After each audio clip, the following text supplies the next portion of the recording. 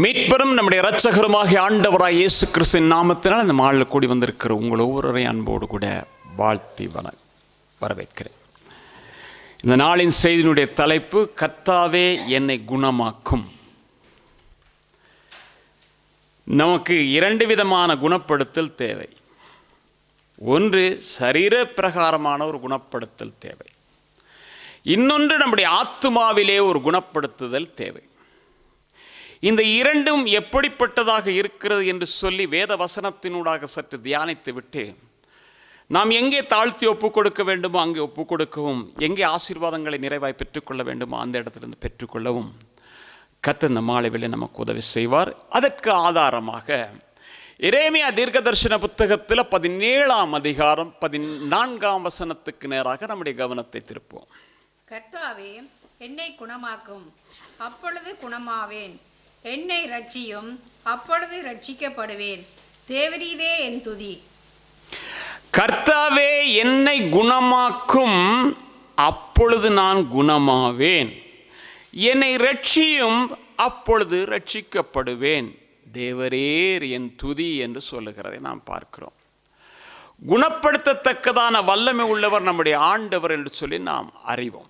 அருமையான கர்த்தருடைய பிள்ளை, அன்பான தேவ ஜனமே, சங்கீதக்காரன் இவ்விதமாக சொல்லுகிறான். சங்கீதங்களுடைய புத்தகத்தில் 6ஆம் அதிகாரம் 2ஆம் வசனத்தை வாசிக்கும் பொழுது, என்மேல் இரக்கமாயிரும் கர்த்தாவே, நான் பெலனற்று போனேன். என்னை குணமாக்கும் கர்த்தாவே, என் எலும்புகள் நடுங்குகிறது. என்ன சொல்லுகிறான் என்று சொன்னால், நான் பெலனற்று போனேன், அதன் நிமித்தமாக என்னுடைய எலும்புகள் எல்லாம் நடுங்குகிறது என்று சொல்லுகிறான். ஆண்டவரே, இந்த நேரத்தில் என்னை நீர் குணமாக்கும் என்று அவன் விண்ணப்பிக்கிறதை நாம் பார்க்கிறோம். இந்த மாலை வெள்ள கூடியிருக்கிற கர்த்தருடைய பிள்ளை, அன்பான தேவ ஜனமே, நம்முடைய வாழ்க்கையிலும் கூட சில நிகழ்வுகள் நடக்கும்போது நாம் பலனற்று போகிறோம். நம்முடைய எலும்புகள் எல்லாம் நடுங்குகிறது. அதாவது நம்முடைய வாழ்க்கையிலே பயம் என்று ஒன்று வருகிறது. அப்பொழுது என்ன நடக்கிறது என்று சொன்னால், சங்கீதங்களுடைய புத்தகத்தில் 31ஆம் அதிகாரம் 10ஆம் வசனம் இவ்விதமாக சொல்லுகிறது, என் பிராணன் சஞ்சலத்தினாலும் வருஷங்கள் தவிப்பினாலும் கழிந்து போயிற்று. என் அக்கிரமத்தினாலே பெலன் குறைந்து, என் எலும்புகள் உலர்ந்து போயிற்று. எப்ப என் அக்கிரமத்தினாலதான் என் பெலன் குறைந்து போனது. அப்பொழுதுதான் என் எலும்புகள் உலர்ந்து போனது, என் எலும்புகள் நடுங்க ஆரம்பிக்கிறது. எப்ப என்னை ஆண்டவரே குணமாக்குங்கப்பா, அக்கிரமத்தினால்தான் அப்பா இது வந்தது என்று சொல்லுகிறான். அக்கிரமம் குணமாக்கப்பட வேண்டும். அப்படியா இருந்தா, அக்கிரமம் என்று ஒன்று வரும் பொழுது என்ன நடக்கும் என்றால், சீர்கேடு என்று ஒன்று தொங்கி நிற்க ஆரம்பிக்கும். அருமையான கர்த்தருடைய பிள்ளை, அன்பான தேவஜனமே, அக்கிரமம் அல்லது சீர்கேடு என்று சொல்லும் பொழுது நான் இவ்விதமாக பார்க்கிறேன். எப்படி என்று சொன்னால், அக்கிரமம் என்கிறது கிரமம் என்று சொல்லுகிற வார்த்தைக்கு எதிர்த்து நிற்கிறது. அதேவேளை சீர் என்று சொல்லுகிறதற்கு எதிர்த்து நிற்கக்கூடிய சீர்கேடு. அப்படி இருந்த சீர்கேடு என்று சொல்லும் பொழுது சற்று இவ்விதமாக பார்ப்போம். சீர்கேடு அல்லது அக்கிரமம் என்று சொன்ன இன்னைக்கு அநேகர் பார்த்தோம், பாரு அவனை பத்தியா அவளை பத்தியா இப்படி பார்த்தியா, இதெல்லாம் சீர்கேடு. அது வேற விஷயம். அந்த 4 சீர்கெட்டு போச்சு, அவங்க சீர்கெட்டு இவங்க சீர்கேடு. ஆனால் இதற்கு காரணம் என்ன என்று சொல்லி அடித்தளத்திலே நாம் பார்க்கும் பொழுது, எந்த இடத்திலே ஒழுங்கற்ற ஒரு கிரியை நடக்கிறதோ அந்த இடம்தான் சீர்கெட்டு போன இடம். ஏற்றுக்கொள்றீங்களா? சீர்கேடு எப்போ வருது? ஒழுங்கில்லாமல் நடக்கும்போது. அந்த ஒழுங்கீனம் என்கிறதை உண்டாக்குறவன் பிசாசு என்பதை நாம் அறிந்திருக்கிறோம். அப்ப சீர்கேடு வருகிறது. உதாரணத்துக்கு சொல்ல போனால், நம்முடைய தேசங்களும் கூட எங்கேயும் கூட என்ன சொல்லுவாங்க, மோட்டார் சைக்கிளில் போறவங்க என்ன செய்யணும்? ஹெல்மெட் போட்டு போகணும். இதுதான் ஒழுங்கு. ஆனால் இந்த ஒழுங்கை மீறி என்னத்தை நாம் போட இருக்கு அப்படின்னு போனா அது ஒழுங்கில்லாத ஒரு ஜீவியம். இன்றைக்கு பிரசங்கம் பண்ணுகிற நானா இருக்கலாம். ஒரு காரணத்தை நான் சொல்லுகிறேன். எப்படி என்று சொன்னால், அல்லது போனால் ஒரு தகப்பனாக இருக்கலாம், தாயாக இருக்கலாம், சகோதரனாக இருக்கலாம், சகோதரியாக இருக்கலாம். மூத்தவர்கள் யாராயிருந்தாலும் அவர்களை பின்பற்றுகிறவர்கள் ஒழுங்காக வர வேண்டும், அந்த ஒழுங்கிலே இருக்க வேண்டும் என்று சொன்னால் தங்களுடைய வாழ்க்கையை ஒழுங்காக அமைத்திருக்க வேண்டும். உதாரணத்துக்கு விதமாக சொல்லுகிறேன். நான் நன்றாக தலைமயிரை வளர்த்து வச்சுட்டு பிரசங்கம் பண்ணும்போது பவுல் கொரிந்தியருக்கு எழுதும் பொழுது எழுதுகிறார் எப்படின்னா, ஸ்திரீகளைப் போல ஆண்கள் நீளமாக தங்கள் மயிர்களை வளர்க்க கூடாது என்று சொல்லி நான் பிரசங்கம் பண்றேன்னு வச்சுக்கோ. அதை கேட்கிற ஒரு 5 பேர் வச்சிருக்கிறான். நம்ம சபையில் அப்படி இல்லை, ஒரு 5 பேர் வச்சிருக்கிறான். அவன் என்ன சொல்லுவான்? இவனே வச்சுக்கிட்டு இவன் போய் எனக்கு பிரசங்கம் பண்றான் சொல்லுவானா இல்லையா? என் வாழ்க்கை நடைமுறையிலே ஒழுங்கற்றதாக இருக்கும்போது நான் சொல்லுகிற வார்த்தையானது பலனற்று போகும்போது பவுல் விதமாக சொல்லுகிறான், என் வார்த்தை அபத்தமாக்குறதை விட நான் சாகிறது நல்லது என்று சொல்லுகிறான். அப்ப நான் ஒழுங்கா இருந்தா தான் நான் என்ன சொல்லுவேன்னு சொன்னா, இதை செய்யாதீங்க. இல்லாட்டி நான் என்ன சொல்லுவேன், அதெல்லாம் அந்த நேரத்தில் பவுல் எழுதும் பொழுது அப்படி எழுதிட்டாரு, இப்ப இந்த காலத்தில் அதெல்லாம் கடைபிடிக்க முடியாது, எனவே நான் உங்க கூட சேர்ந்துக்கிறேன்ற மாதிரி தான் இருக்கும். என்னது, துர்க்கிரியைக்கு நானும் பகுலவனாக மாறுகிறேன். அருமையான கர்த்தருடைய பிள்ளை, அன்பான தேவஜனமே, நான் ஒழுங்கா இருந்தா தான் ஒழுங்கற்றவனை ஒழுங்குபடுத்த முடியும். இல்ல நான் சொல்லுவேன் அதை அப்படி அட்ஜஸ்ட் பண்ணிக்கிட்டு போயிடலாங்க. எல்லா இடத்துலயும் இப்படி தாங்க இருக்கு. அருமையான கர்த்தருடைய பிள்ளை, அப்ப ஒழுங்கா இருந்தா தான் நாம என்ன செய்யறோம், சீர்கோட இருக்கும்போது அந்த அக்கிரமம் நம்ம விட்டு ஓடும். நாம என்ன செய்யலாம்னு சொன்னா அதன்படி ஜீவிக்கலாம். அதனால தான் பவுல் விதமாக சொல்லுகிறார் பாருங்க, 2 தெசலோனிக்கேயர் புத்தகத்துல 3ஆம் அதிகாரம் 7ஆம் வசனம் வேகமா வாசிங்க. இன்னவிதமாய் எங்களை பின்பற்ற வேண்டும் என்று நீங்கள் அறிந்திருக்கிறீர்களே, நாங்கள் உங்களுக்குள்ளே ஒழுங்கற்று நடவாமல். நாங்க எப்படி இருக்கோம்னா ஒழுங்கா நடக்கிறோம். இன்னைக்கு பெத்தேல் திருச்சபையின் விசுவாசிகள்ல சிறு பிள்ளையில இருந்து பெரிய ஆள் வரைக்கும் எப்படி இருக்குன்னா, நாங்கள் ஒழுங்காக இருக்கிறோம் என்று நாமே நம்மை குறித்து சாட்சி கொடுக்கணும். நம்மை பின்பற்றுகிறதுக்கு 4 பேர் வரும் பொழுது இதுதான் சட்டம், இதுதான் ஒழுங்கு, இதுதான் நியாயம், இதுதான் இப்படி சொல்லத்தக்கதான ஒரு நிலைமையிலே காணப்பட வேண்டும். அப்ப நாம் அப்ப எப்படி அதுதான் சொல்லப்பட்டிருக்கு அப்படின்னா, ஆண்டவரே பார்த்து சொல்றாரு எப்படின்னா, எரேமியா 3:22, சீர்கெட்ட பிள்ளைகளே திரும்புங்கள், திரும்புங்க, உங்கள் சீர்கேடுகளை குணமாக்குவேன் என்றார். இதோ உம்மிடத்தில். போதும் போதும், சீர்கேட்ட விட்டு நீங்க திரும்பி வந்தீங்கன்னா உங்களை குணப்படுத்துவேன். நீங்க திரும்பாம போனா நான் குணப்படுத்த முடியாது. அதுதானே அர்த்தம். அருமையான கர்த்தருடைய பிள்ளை, அன்பான தேவஜனமே, அப்ப திரும்புங்கள் என்று சொல்றார். எங்க திரும்புறது, எப்படி திரும்புறது அப்படின்னா, ஓசியா தீர்க்கதரிசன புத்தகத்தில் 14ஆம் அதிகாரம் 1-2 வசனங்களை வாசிக்கும் பொழுது, கர்த்தரிடத்தில் திரும்பு, நீ உன் அக்கிரமத்தினால் விழுந்தாய், வார்த்தைகளை கொண்டு கர்த்தரிடத்தில் திரும்புங்கள், அவரை நோக்கி தேவரீர் எல்லா அக்கிரமத்தையும் நீக்கி எங்களை தயவாய் அங்கீகரித்தருளும், அப்பொழுது நாங்கள் எங்கள் உதடுகளின் காளைகளை செலுத்துவோம். என்னது முதலாவது ஆண்டு சொல்ற, இஸ்ரவேலே உன் தேவனாகிய கர்த்தரிடத்திலே திரும்பு. நீ என்ன நடந்துருச்சுன்னா, அக்கிரமத்தினாலே விழுந்து போனாய், சீர்கெட்டு போனாய். அதனால அநேக உபத்திரவங்கள், அநேக பிரச்சனைகள், அநேக பாடுகள் எல்லாம் உன்னை சூழ்ந்து கொண்டது. ஆனால் இன்றைக்கு நான் உன்னை குணப்படுத்த விரும்புகிறேன். எனவே நீ என்ன செய்ய என்று சொன்னா, வார்த்தையை கொண்டு என்னிடத்தில் திரும்பு. தேவனிடத்தில் திரும்புறதுக்கு வேற எதையோ பொருளை கொண்டு வந்து திரும்ப முடியாது.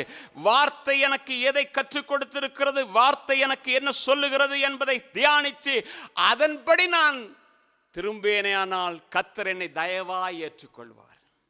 அப்பொழுது நான் என்ன செய்ய முடியும்னா, துதியின் சத்தத்தை நான் ஏறெடுக்கும் போது நடக்கிற அற்புதம் என்ன தெரியுமா?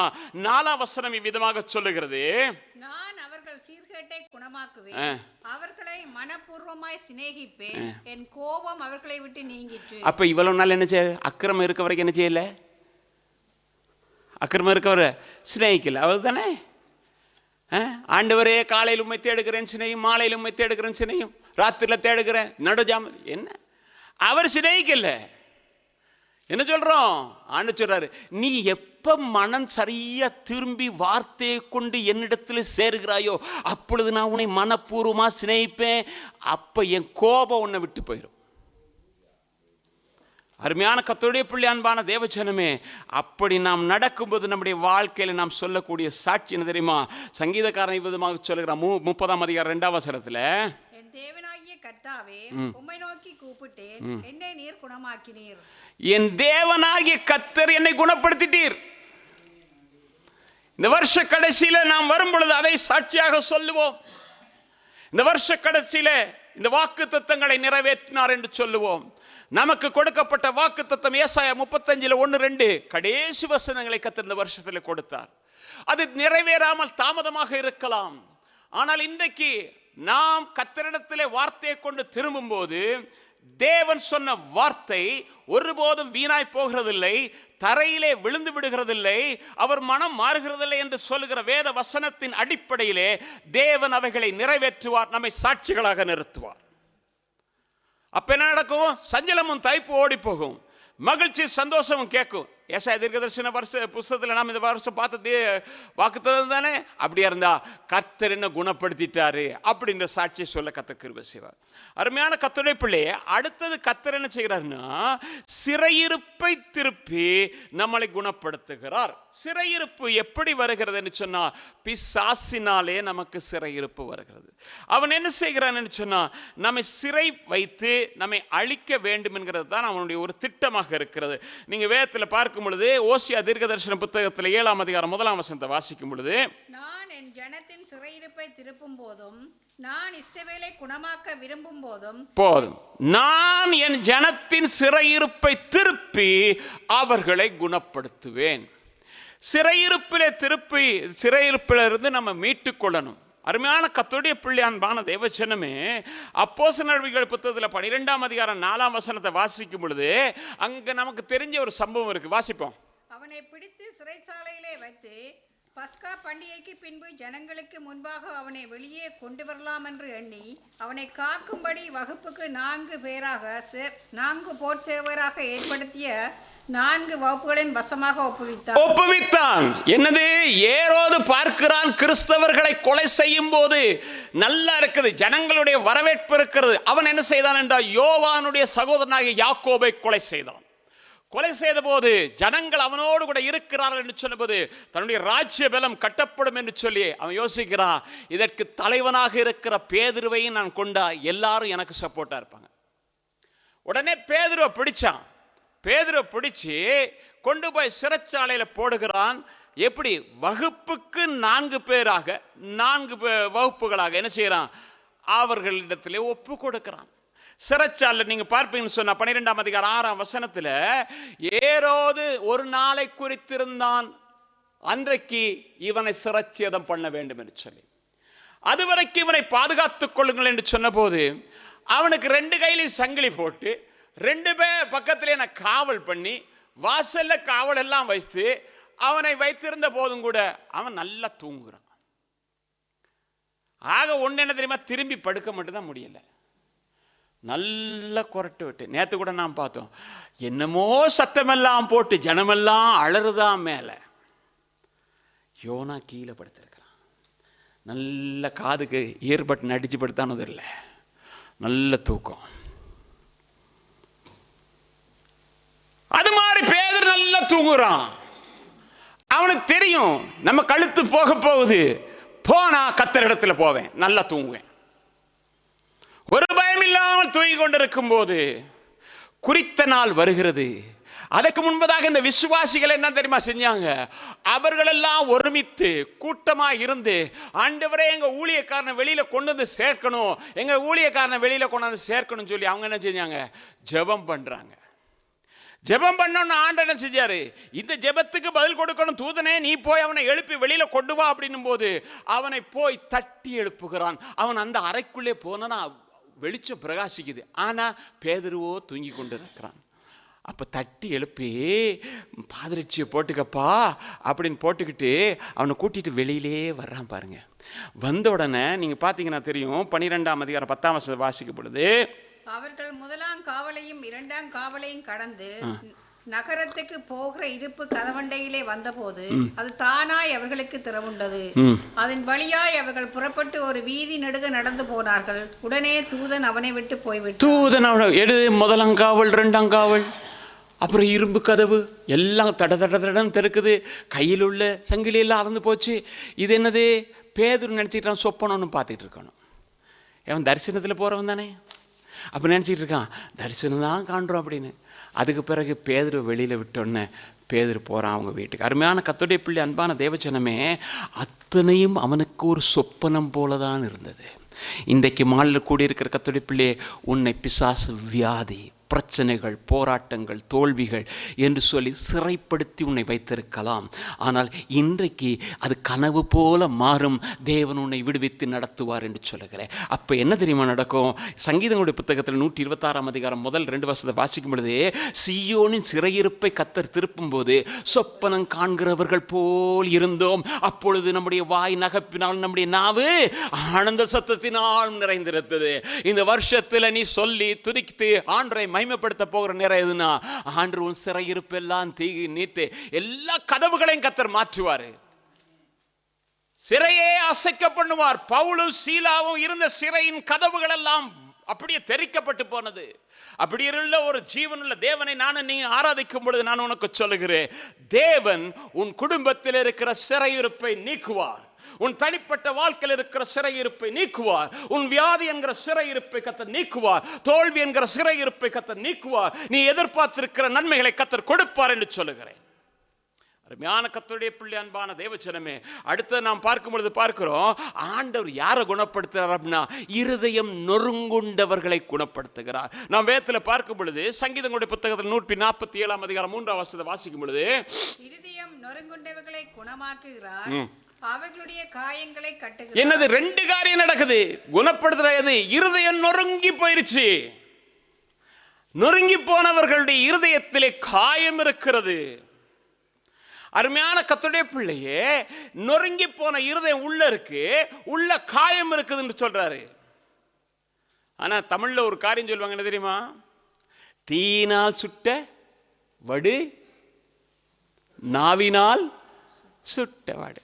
தீயினால் சொன்ன சொல்லும், நாவினால் சுட்ட உள்ளத்தில் அப்படியே இருக்குது. வேதனை தாங்க முடியாது, கண்ணீர், இருதயம் நொறுங்கி போச்சு. எப்போ தெரியுமா அது நொறுங்கி போகும்? நம்ம பற்றி பேசுனாங்க இல்லையா, பேசும்போது நம்முடைய காதுகளால் செவி கொடுத்து கேட்க முடியாதபடிக்கு உள்ள வார்த்தைகள். அதில் எப்படி தெரியுமா இன்னொன்று இருக்கு, சிலர் சொல்லும்போது சொல்லுவாங்க, என்னங்க இந்த என்னங்கன்னு போடுறாங்க இல்லையா, அதில் பின்னால் இருக்கிற வார்த்தை இருக்குது தானே, சிலது உண்மையாக இருக்கும், சிலது பொய்யா இருக்கும். சிலர் எப்படின்னா அப்படியே அன்பாக பேசுறது போல பேசி அங்கே பார்த்தா எள்ளி நகையாடுவாங்க. இருதயம் நொறுங்கி போகும். எங்க உங்கள் பிள்ளைக்கு இன்னும் ஒன்றும் சரிவில்லையா? உங்கள் பிள்ளைக்கு இன்னும் வேலை கிடைக்கலையா? உங்களுக்கு ஒரு வீடு கிடைக்கலையா? உங்களுக்கு அதுக்கு என்னது? உண்மையாக கேட்குறவங்களும் இருக்கிறாங்க. உண்மையாக கேட்கறது போல கேட்டு உள்ளே காயப்படுத்துகிறவர்களும் உண்டு. நாவின் பட்டயத்தை கொண்டு போய் காயப்படுத்துகிறவர்கள் உண்டு. அருமையான கர்த்தருடைய பிள்ளை, அன்பான தேவ ஜனமே, நான் சொல்லுகிறேன், இன்றைக்கு இருதயம் நொறுங்குண்டவர்களை கர்த்தர் சிநேகிக்கிறார் என்று வேதம் சொல்லுகிறது. இருதயம் நொறுங்குண்டவர்களை கர்த்தர் குணப்படுத்துகிறவராக இருக்கிறார். உன்னுடைய இருதயம் எந்த அளவிலே நொறுக்கப்பட்டு, எத்தனையோ வார்த்தைகள் நிமித்தமாக நொறுக்கப்பட்டிருந்தாலும், எத்தனையோ மனிதர் உன்னை தூக்கி வீசியிருந்தாலும், கர்த்தருடைய ஆவியானவர் இன்றைக்கு உன் இருதயத்தை மறுபடியுமாய் ஸ்திரப்படுத்துகிறார், உன்னை மறுபடியுமாய் நிலைநிறுத்துகிறார். வேதத்தில் நீங்க பார்த்தீங்க, எல்லாரால அது முடியாது. யாரால முடியும்? இயேசுவால மட்டும்தான் முடியும். நீங்க வேதத்தில் பாருங்க, லூக்கா நற்செய்தி 4 அதிகாரம் 18 வசனம் விதமாக சொல்லுகிறது, கர்த்தருடைய ஆவியானவர் என் மேல் இருக்கிறார், சுவிசேஷத்தை பிரசங்கிக்கும்படி என்னை அபிஷேகம் பண்ணினார், இருதயம் நறுங்குண்டவர்களை குணமாக்கவும், சிறைப்பட்டவர்களுக்கு விடுதலையையும், குருடருக்கு பார்வையையும் பிரசித்தப்படுத்தவும், நொறுங்குண்டவர்களை விடுதலையாக்கவும். என்னது? சிறையிலிருந்து விடுதலை கொடுக்கிறாரு. இருதயம் நொறுங்குண்டவர்கள், இருதயத்தை என்னது இந்த காயப்படுத்தப்பட்டவர்கள், நறுங்குண்டர் எல்லாரையும் கர்த்தர் குணப்படுத்தத்தக்கதாக கர்த்தருடைய ஆவியானவர் மேல் இறங்கினார். அந்த ஆவியான அந்த மாலையில் நம்முடைய மத்தியிலே இருக்கிறார். அந்த ஆவியானவர் இன்னைக்கு குணப்படுத்துகிறவராக இருக்கிறாரு. நொறுங்கி போன இருதயத்தோட நீ இருக்கலாம், உடைந்து போன உள்ளத்தோடு இருக்கலாம். அருமையான கர்த்தருடைய பிள்ளை, அன்பான தேவஜனமே, அப்படியா இருந்தா அந்த காயத்தை கர்த்தர் குணப்படுத்துகிறார். இருதயம் நொறுங்கி போச்சு, காயம் உள்ள இருக்குது, அந்த காயம் ஆறா புண்ணா இருக்குது, அது வேதனை உள்ளதாக இருக்கிறது, அது சகிக்க முடியாதபடி இருக்கிறது என்று சொல்லுகிற கர்த்தருடைய பிள்ளையே, இன்றைக்கு தேவ ஆவியானவர் அதை குணப்படுத்த நம்முடைய மத்தியில் இருக்கிறார். வேதத்தில் பார்க்கும் பொழுது பார்த்தீங்கன்னா, புலம்பலுடைய புத்தகத்தில் 2ஆம் அதிகாரம் 13ஆம் வசனத்தை வாசிக்கும் பொழுது, எருசலேம் குமாரத்தியே, நான் உனக்கு சாட்சியாக என்னத்தை சொல்லுவேன், உன்னை எதற்கு ஒப்பிடுவேன்? சீயோன் குமாரத்தியே, கன்னியே, நான் உன்னை தேற்றும்படிக்கு உன்னை எதற்கு நிகர் சொல்லுவேன்? உன் காயம் சமுத்திரத்தை போல் இருக்கிறது. சமுத்திரம் இவ்வளவா இருக்கும்? சமுத்திரம் மாதிரி பெருசா இருக்குது. இன்னைக்கு கேட்டா சிலர்கிட்ட சொல்லுவாங்க, கண்ணீர் விடத்தக்கதாக எத்தனையோ காரியங்களை பகிர்ந்து கொள்வாங்க. அவ்வளவு வேதனை நிறைந்தது, சமுத்திரம் மாதிரி பெருசா இருக்கு. இதை சொல்லிட்டு அதை விடுவோமா, அதை சொல்லிட்டு இதை விடுவோமா அப்படின்ற நிலைமையில அநேக காயங்கள், அநேக விதமாக இருதயம் நொறுக்கப்பட்டிருக்கிற கர்த்தருடைய பிள்ளை ஆண்டவர் கேட்கிறாரு, எப்படி அதை செய்ய முடியும்? நொறுங்குண்டவர்களை எப்படி விடுதலையாக்க முடியும் அப்படின்னா என் ஆண்டவரால். அதை கேட்கிறாரு, உன்னை குணமாக்குறவன் யார்? உன்னை குணமாக்குறவன், உன் காயம் சமுத்திரத்தை போல பெருசா இருக்கு, உன்னை குணமாக்குறவன் யாரப்பா? இன்னைக்கு வேற எங்கேயும் குணப்படுத்த முடியாது, வேற எந்த புத்தகத்தினாலும் குணப்படுத்த முடியாது. என் தேவ ஆவியானவர் மட்டும்தான் உன்னை குணப்படுத்த முடியும். அருமையான கர்த்தருடைய பிள்ளை, அன்பான தேவஜனமே, ஓசியா தீர்க்கதரிசன புத்தகத்தில் 5ஆம் அதிகாரம் 13ஆம் வசனத்தின் பிற்பகுதியை வாசிக்கும் பார்க்கிறோம். முதல்ல வாசிங்க. எப்ராயிம் தன் வியாதியையும் யூதா தன் காயத்தையும் கண்டபோது எப்ராயிம் அசீரியரண்டைக்கு போய் யாரேப் ராஜாவிடத்தில் ஆள் அனுப்பினான். ஆனாலும் உங்களை குணமாக்கவும் உங்களில் இருக்கிற காயத்தை ஆற்றவும் அவனால கூடாது. ஆண்டவரை விட எங்கேயாவது போய் அங்க குணப்படுத்தலாம், இங்க குணப்படுத்தலாம், உன் தேவையை சந்திக்கலாம், உன் இருதயத்தை சீர்படுத்தலாம், முடியவே முடியாது. யார் உன்னை குணப்படுத்த முடியும்? எப்படி நீ குணமடைய முடியும்? ஆண்டவர் கேட்கிறாரு, அவங்களால குணப்படுத்த முடியாது, ஆனால் அவர்களால் முடியாது, என் தேவனால் முடியும். அவர்களால் முடியாது, என் தேவனால் முடியும். அதனால தான் நீங்கள் பார்த்தீங்கன்னா ஏசாயா தீர்க்கதரிசன புத்தகத்தில் 30ஆம் அதிகாரம் 26ஆம் வசனத்தில் ஆண்டவர் சொல்றாரு, கர்த்தர் தமது ஜனத்தின் முறிவை கட்டி அதன் அடிக்காயத்தை குணமாக்கும் நாளிலே. அப்போ அடிக்காயம் உள்ள இருந்து வேதனைப்பட்டு இருக்கிற அந்த காயம் இருக்கு தானே, எங்கெங்க அது ஆறப்போகுது, செத்தாலும் ஆறாதுங்க, அது சொல்ல முடியாதுங்கன்னு சொல்ற கர்த்தருடைய பிள்ளை, அதை தம்முடைய அபிஷேகம் என்கிற எண்ணெயை ஊற்றி கர்த்தர் காயத்தை ஆற்றுகிறார். அதனால தான் நீங்கள் பார்த்தீங்கன்னாக்கும், இன்னொரு விதத்தில் சொல்ல போனால் இந்த காயம் எப்படி வருகிறது என்று சொன்னால், பிசாசு தான் இந்த காயத்தை ஏற்படுத்துகிறான். நீங்கள் லூக்கால நேற்று 10ஆம் அதிகாரம் 30ஆம் வசனத்தை ஒரு முறை வாசிங்க. லூக்கா 10:30. ஒரு மனிதன் எருசலேமிலிருந்து எரிகோவுக்கு புறப்பட்டு போகையில் அவன் திருடருடைய கைகளிலே, கள்ளர் கைகளிலே அகப்பட்டு கொண்டான். அவர்கள் அவன் உடைமைகளை எடுத்துக்கொண்டு அவனை குற்றுயிராய் விட்டு போனார்கள். அவன் காயப்படுத்தப்பட்டவனாக இருந்தான், அவன் வேதனைப்படுத்தப்பட்டவனாக இருந்தான், அவன் அந்த இடத்துல தனிமைப்படுத்தப்பட்டவனாக இருந்தான், எல்லாவற்றையும் இழந்து போனான். காயம்தான் இப்ப இருக்குது, ரத்தம் ஓடுது, தேற்றுவார் யாரும் இல்லை, உதவி செய்யறதுக்கு யாருமே இல்லை.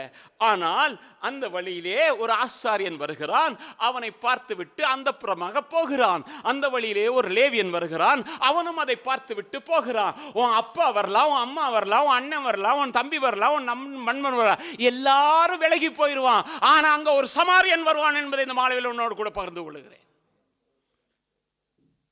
எல்லாரும் போயிடுவான். இந்த உலகத்துல நம்ம நேசிக்கிற அத்தனை பேரும் நமக்குன்னா அவன் செத்துருவான்னு கூட நம்ம சொல்லுவோம். என்ன சொல்லுவோம்? எனக்கு ஒண்ணு அவன் இருக்கவே மாட்டான் அப்படின்னு. பொஞ்சாதியா இருக்கலாம், புருஷன் யாரா இருந்தாலும் யாருமே இருக்க மாட்டான். என் தேவன் தான் கடைசி வரைக்கும் இருப்பான். ஏன்னா வாக்குத்தத்தங்கள் தேவன் சொன்னாரு, உலகத்தின் முடிவு வரைந்து நான் உன்னோடு கூட இருப்பேன். ஏனென்றால் நான் உங்களை விடுறது இல்லைன்னு சொன்னவர் அவர் ஒருத்தர் தான். மற்ற எல்லாரும் விலகிடுவான். என்னது பார்த்துட்டு ஓடி போயிட்டான். ஆனால் ஒரு நல்ல சமாரியன் வழியில வந்தான். பார்த்தா காயப்பட்டு குத்துயிராய் கிடக்கிற அந்த மனுஷனுக்கு உதவி செய்யறதுக்கு யாரும் இல்லை. இன்னைக்கு காயப்பட்டு குத்துயிராய் உன் இருதயத்தில் வேதனையை சுமந்துகிட்டு இருக்க கர்த்தருடைய பிள்ளையே, உன்னை பார்க்கிற ஒரு சமாரியன் நம்முடைய மத்தியிலே இருக்கிறார் என்று சொல்லுகிறேன். என் வேதனைகளை யாரோடு பகிர்ந்து கொள்ள முடியும்? என் துக்கத்தை யாரோடு பகிர்ந்து கொள்ள முடியும்? என் காயத்தின் வேதனை எப்படி சொல்ல முடியும்? இந்த உலகத்தில் இருக்கிற அத்தனை பேர் உன்னை பார்த்துட்டு பார்க்காத மாதிரி போகலாம். ஆனால் உன் இருதயத்தின் வேதனை கண்ணோக்கி பார்க்கிற ஒரு நல்ல சமாரி இந்த மாலைவில் இருக்கிறார். கிட்ட வந்து அவன் காயங்களிலே அதை துப்புரவு பண்ணி அதுக்கு மேலே திராட்சை ரசத்தை ஊற்றி சரி செய்து அதுக்கு மேலே எண்ணெயை போட்டு அவன் காயங்களை கட்டி அவனை சத்திரத்திலே கொண்டு போய் வைத்தான். இன்றைக்கு மாலில் கூடியிருக்கிற கர்த்தருடைய பிள்ளையே, தேவன் உன் காயத்தை கட்டுறாரு. அதுக்கு மேலே சந்தோஷம் என்கிற திராட்சை ரசத்தை வார்க்கிறார். அதற்கு மேலே எண்ணெய் என்கிற அபிஷேகத்தை ஊற்றுகிறார்.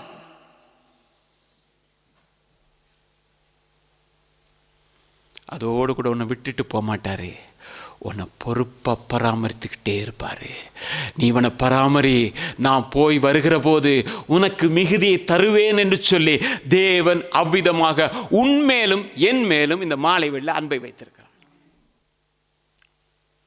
அப்ப காயப்படுத்துறது யாரு? பிசாசு. காயப்படுத்தி என்ன செய்வான்? நம்மளை கட்டி வச்சிருவான். அப்போ அந்த கட்டு எல்லாத்தையும் அவிழ்த்து அடிக்காயத்தெல்லாம் எடுத்துட்டு ஒன்று குணமாக்குவேன்.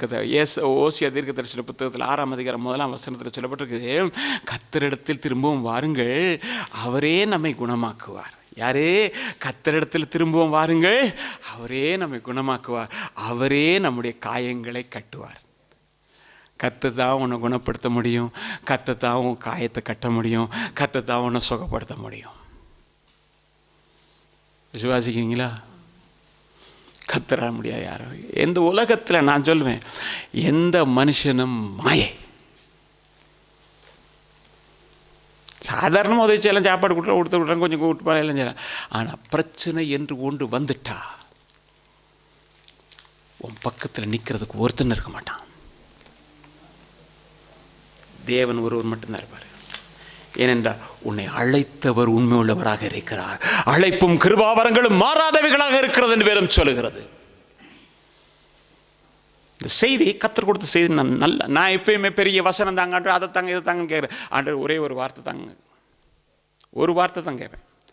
அந்த வார்த்தையை எடுத்துகிட்டு வெள்ளிக்கிழமை உட்காருவேன், சனிக்கிழமை இரவு உட்காருவேன், இல்லாட்டி வெள்ளிக்கிழமை எடுத்துருவேன், இல்லாட்டி திங்கக்கிழமை இருப்பேன். எப்படி ஒன்று அந்த வார்த்தையை கற்று தந்தார். அந்த வார்த்தை நிறைவேறும். ஏனென்றால் நம்முடைய பாடல் கங்கங்கள்லாம் பார்க்கும் பொழுது அநேக வசனங்கள் அதனூடாக வந்தது.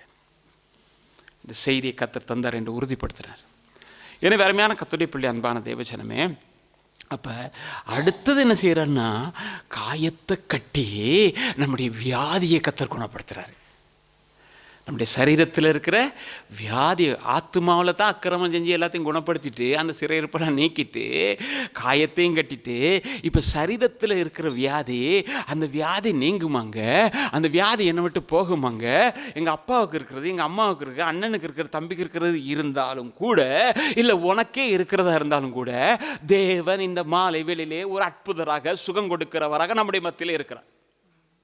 எப்படின்னா, நீங்கள் வேதத்தில் வாசித்து பார்க்கும் பார்த்தீங்கன்னா, சங்கீதங்கள் புத்தகத்தில் 3ஆம் அதிகாரம் 3-4 வாசிக்கும் பொழுது பார்க்குறீங்க, அவர் உன் அக்கிரமங்களெல்லாம் மன்னித்து உன் நோய்களை குணமாக்குகிறார்.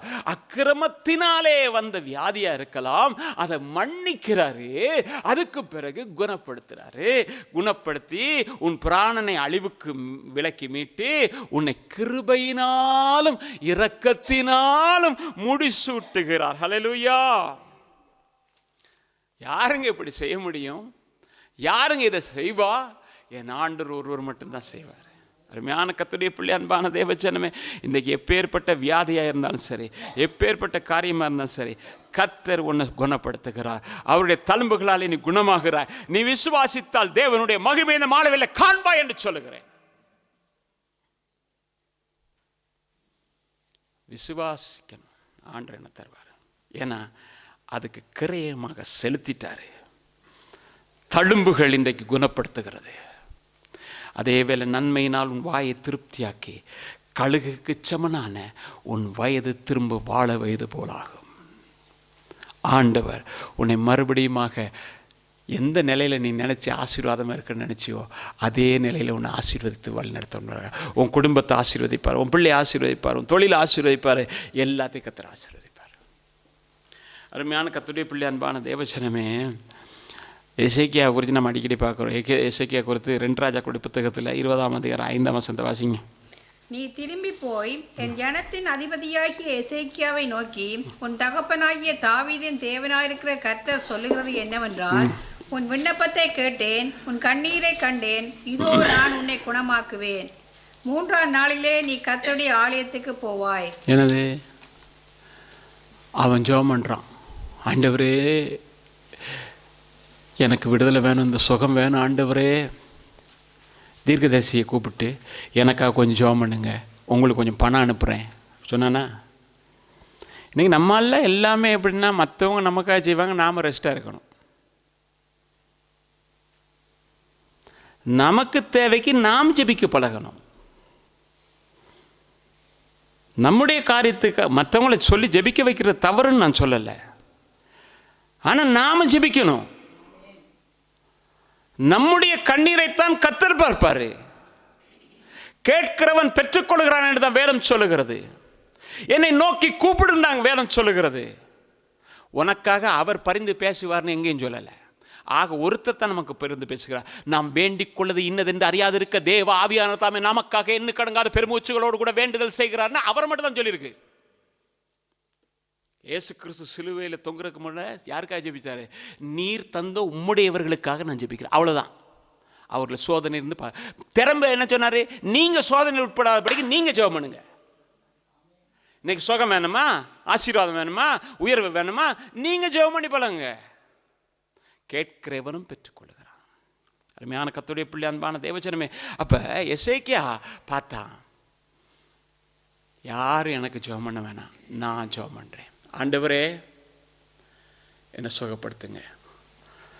ஏசாயா திரும்பி போய் நான் கொடுக்குற செய்தியை கொடு, நான் தான் உன்னை முதல்ல அனுப்புனேன், இப்போ நீ மறுபடியும் அந்த செய்தியை கொடு. என்ன தெரியுமா?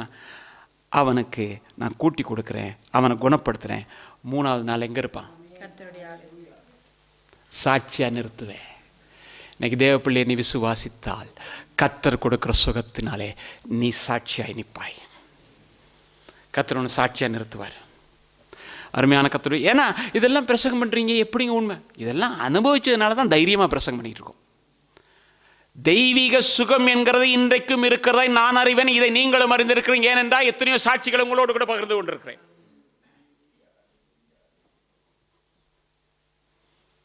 அவர் இன்றைக்கும் ஜீவிக்கிறார். அருமையான கர்த்தருடைய பிள்ளை, அன்பான தேவஜனமே, பாருங்க, எரேமியா தீர்க்க தரிசன புத்தகத்தில் 33ஆம் அதிகாரம் 6ஆம் வசனம் வாசிங்க. இதோ நான் அவர்களுக்கு சவிக்கியவும் ஆரோக்கியவும் வரப்பண்ணி அவர்களை குணமாக்கி அவர்களுக்கு பரிபூர்ண சமாதானத்தையும் சத்தியத்தையும் வெளிப்படுத்துவேன். என்னதான் முதல்ல அவர் சொல்றாரு, அவர்களுக்கு நான் என்ன செய்வேன்? சௌக்கியமும் ஆரோக்கியமும் வரப்பண்ணி அவர்களை குணமாக்கி அவர்களுக்கு பூர்ண சமாதானத்தை கொடுத்து, அதுக்கு பிறகு இதுதான் சத்தியம், இவர் தான் இயேசு, இவர் தான் ராஜா, இவர் தான் தேவன், இவர் தான் வைத்தியர் என்று நான் வெளிப்படுத்துவேன்.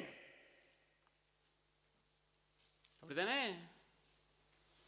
இன்னைக்கு தேவ ஜனமே, நானும் நீயும் ஜெபிக்கும் போது சில வேளை கர்த்தர் மனம் இறங்காட்டின்னு ஜெபிக்காத, மனம் இறங்குற ஒரு தேவன் இருக்கிறார். நினிவேக்கு இறங்கின தேவன் நமக்கும் இறங்குவார்.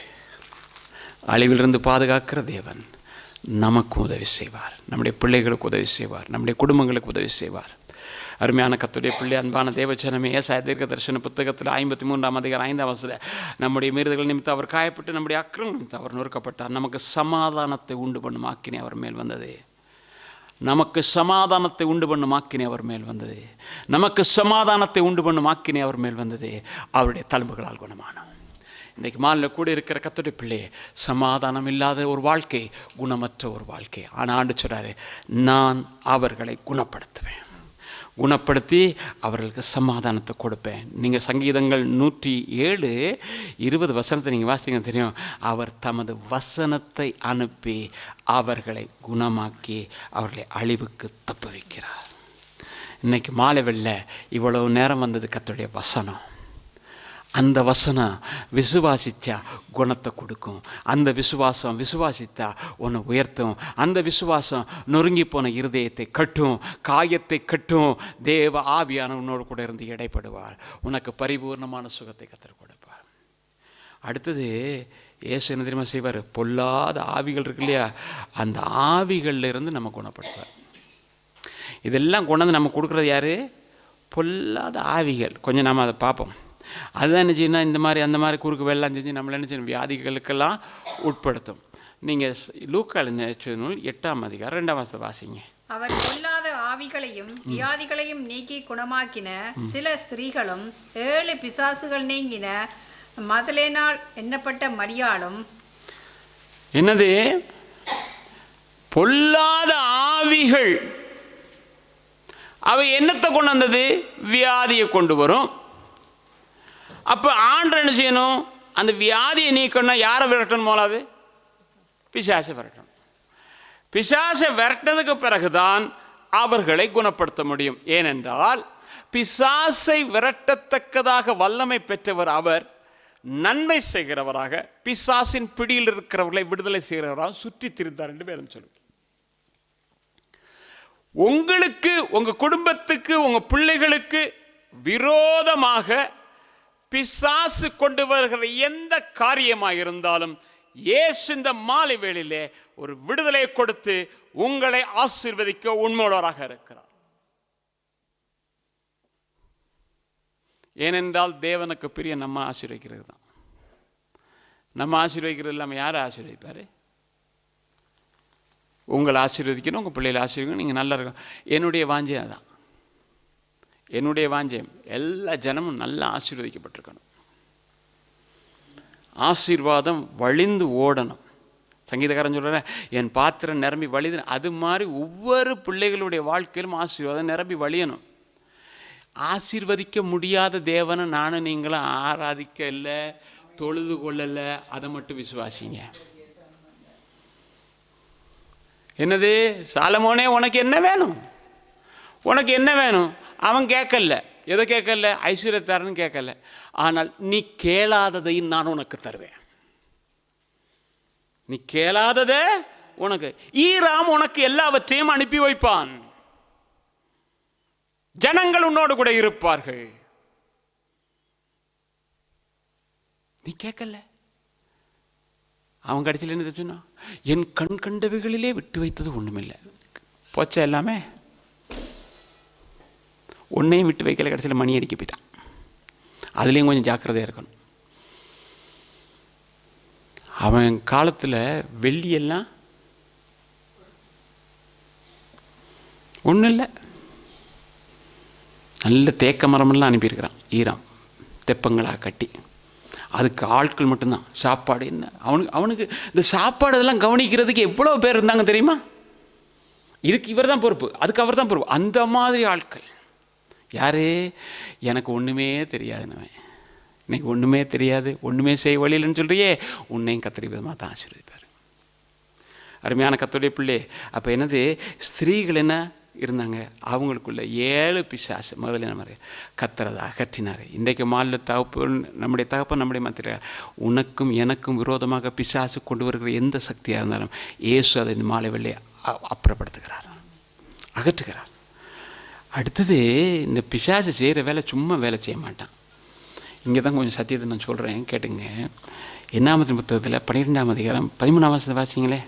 அப்பொழுது மோசே கர்த்தரை நோக்கி, என் தேவனே அவளை குணமாக்கும் என்று கெஞ்சினான். சரி, என்னது? மோசே கர்த்தரை நோக்கி, தேவனே அவளை குணமாக்கும் என்று வேண்டிக் கொண்டான். என்ன நடந்ததுன்னா, இஸ்ரவேல் ஜனங்கள் எகிப்திலே அடிமைப்பட்டிருந்தாங்க. அடிமைப்பட்டிருக்கும் போது அவர்களை வெளியிலே கொண்டு வர்றதற்கு கர்த்தர் மோசே எழுப்பினார். விடுதலை பண்ணிட்டு வரும்போது மீரியாம் பாட்டு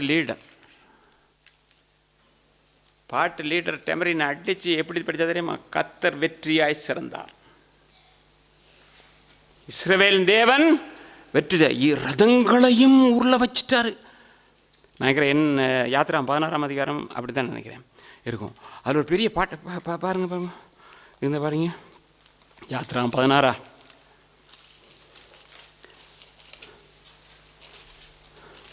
இல்லை 15ஆம் அதிகாரத்தில் 3ஆம் வாசிங்க பார்ப்போம். கர்த்தரே யுத்தத்தில் வல்லவர், கர்த்தர் என்பது அவருடைய நாமம். பார்வோனின் ரதங்களையும் அவன் சேனைகளையும் சமுத்திரத்திலே தள்ளிவிட்டார். அவருடைய பிரதான அதிபதிகள் சிவந்த சமுத்திரத்தில் அமிழ்ந்து போனார்கள். ஆழி அவர்களை மூடிக்கொண்டது, கல்லை போல ஆழங்களிலே அமிழ்ந்து போனார்கள்.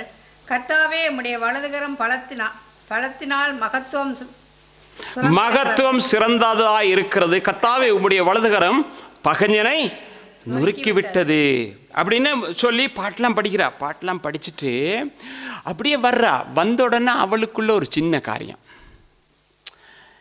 என்னது? மோசே பெரிய ஆள் மாதிரி இருக்கிறார்.